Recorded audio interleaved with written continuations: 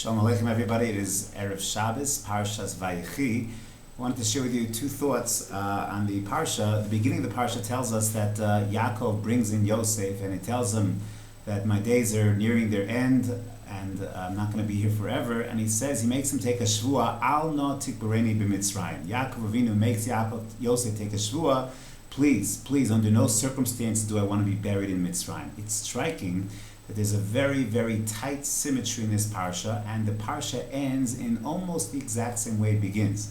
When it comes to Yosef HaTzadik, he also, towards the end of his life, at the end of the parsha, he calls in his sons, Ephraim and Menashe, and he asks them also, please take a shvua, al na tikbareni b'Mitzrayim. I do not want to be buried in Mitzrayim. Both Yaakov and Yosef have the same request of their children in the form of a shvua, please, do not let us be buried in Mitzrayim. It's striking that both Yaakov and Yosef, father and son, make the same exact request, but as that request gets played out in a very, very different way. When it comes to Yaakov, so he passes away, there's a levaya, if you will, in Mitzrayim, and then immediately he's brought back to the Kivrei Avos, to Maras Machpelah, and he's buried there beside his wife Leah. That happens right away. Yosef has a very different process. Yosef's bones are going to stay in Mitzrayim. He's going to experience with Klal Yisrael the Shibud Mitzrayim.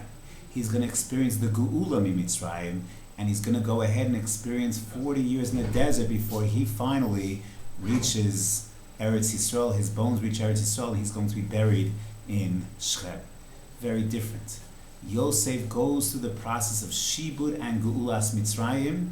Finally, hundreds of years later, his bones will find their final resting place. Yaakov is right away.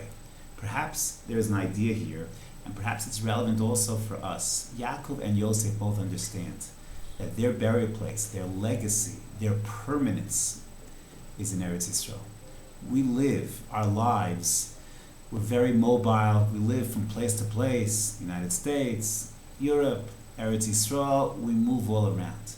But our final place of rest, if you will, where we're going to, our firm roots, ultimately, this is what Avraham Avinu understood so well in his negotiations with Ephron Hachiti for Maras Machpelah, is both understand that their destinies are in Eretz Yisrael. True, Yaakov is with the Avos, and therefore he gets buried in Maras Machpelah, and with the close of Sefer Bereshis, he immediately is taken back to the Maras Machpelah and will be buried there. Yosef, while in many ways Av-like, but he is part of the generation of the Banim, and therefore his destiny is with Bnei Yisrael, and just like Bnei Yisrael have to experience that sense of Shibud and Geula in Mitzrayim, Yosef, if you will, his bones will also have that, but ultimately his destiny and the destiny of his Kvura is also in Eretz Yisrael. And so it is with us as well, is that it's always important to cognize and to be aware that while we might live in Gullus and we might have our place as Gullus for the time being, but understand where our ultimate destiny is. Our ultimate destiny, the destiny of Bnei Yisrael, is indeed in Eretz Yisrael. And some of us might have the privilege of living in Eretz Yisrael right away. Some of us, it might not be us, it might be our children, it might be our grandchildren, it might even be our great-grandchildren. Hopefully Mashiach won't take that long. But our destiny, and this is what the Avos implant in us, is Eretz Yisrael. Some will happen right away like Yaakov, some might take a little bit longer. But that's our future, that's what we're all about, and something that I think the Torah gives us in this week's Parsha, the message that gets transmitted. Another point is the Ramban is very bothered with a very strong question. Why does Yaakov have to be mashbiah, cause Yosef to make a shvua? After all, says the Ramban, Lo haya Yaakov choshed b'bno hatzadik ha'ahuv lo yamra al mitzvahs aviv al hadavar shevtiach v'amar anochi aseh kidvarecha. Yosef already is committed. He's not going to go ahead and fulfill his father's wishes. His father had to make him take a shvua. Why is that necessary? Yosef hatzadik, if his father says, please bury me in Mitzrayim, he's not going to go ahead and do so. Hard to imagine that Yosef HaTzadik would not fulfill his father's wishes, that his father Yaakov says, I need you to take a shvua. I want you to be mashbiah. Why is that necessary? So the Ramban says 2 points. He says, number one, Asa Cain. Why did his father make him take a shvuah? L'chazek ha'inyan be'enei Paro. Because Yaakov was fearful that maybe Paro would not permit Yosef to take Yaakov back to Eretz Yisrael. And therefore to impress not upon Yosef, for sure Yosef is going to follow his father's wishes, but to impress upon Paro that this has to happen, that we need this to happen. So therefore Yaakov, in very strong language, is mashbiah his son, not for the sake of Yosef, but for the sake of Paro. That's the first thing that the Ramban points out. And then he points out that even for Yosef it's himself. V'gam Yosef, even Yosef, yitztarech yoter lihishtadel ba'inyan mipnei hashvur. Yosef himself would be mishtadel, would make extra efforts because he took a shvur.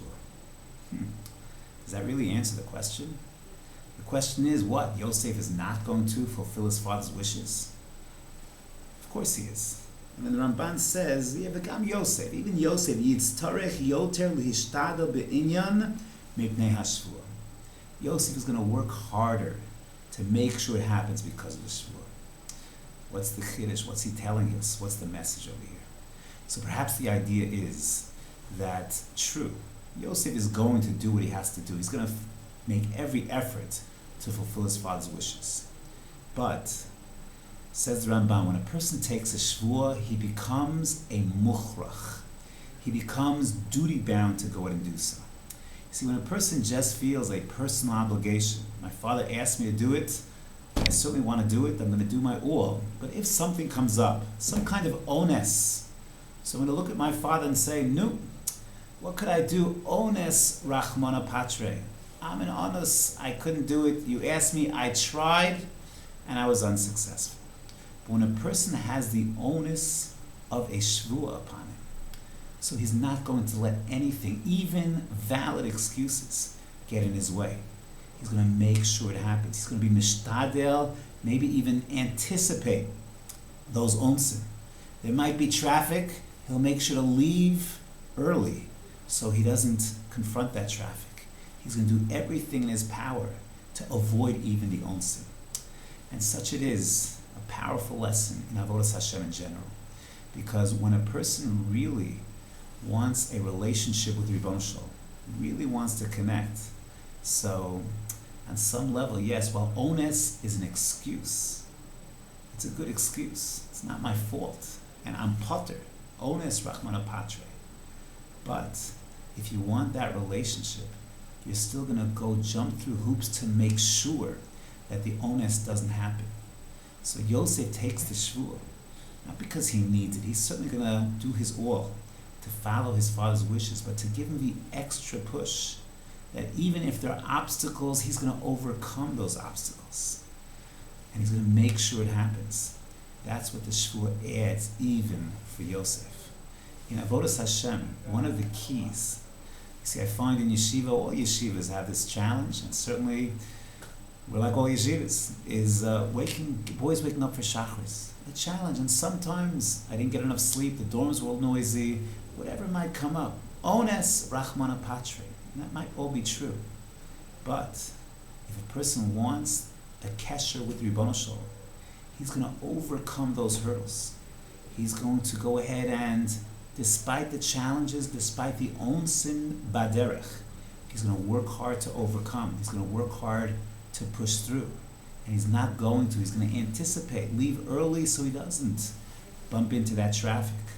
That's what the power of a shvuah does. Once you feel like you're a mukhrach, that you're duty-bound to do so, you're not going to go ahead and say, ones, it's not my fault. I'm not responsible.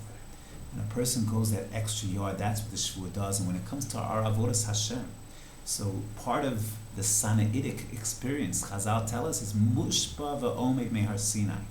Our approach should be, ideally, that we're mushbaim. And yes, therefore, while we might have an exemption of onus, but we do everything we can to make sure that we circumvent those onsim before they take place. We put ourselves in a position that An onus is not going to hold me back. So when my wife asks me to get home for a specific time, so I manage to go ahead and circumvent traffic, make sure that I'll leave early enough, that I'll take a shortcut, whatever it might be, to circumvent when a person feels that sense of bonding, that sense of connectedness, then he's not going to allow these bumps in the derech. That's the Ramban. That's what the Shvuah added even for Yosef, that nothing would get in his way, nothing would stop him. And as we go ahead and are building our sense of being an Eved Hashem, that should be our approach. Because we might have an excuse, when we look at mitzvot as something that I just have to click and check off, a checklist, did that, and sometimes an exemption, so I don't have to put an X in because I was exempt. But when a person's looking for that sense of dveikus, that sense of connectedness, then he makes himself into a mukhrach who has to do it under all circumstances, and then nothing is going to deny him. That's our mission. That's what we have to accomplish. And that's one of the lessons that we find in this Shvuah, our destiny, what our destiny is, and doing everything we can to make sure that we build those relationships, we convert ourselves into a mukhrach, and thus not be denied from any of our goals whatsoever. Have a wonderful Shabbos.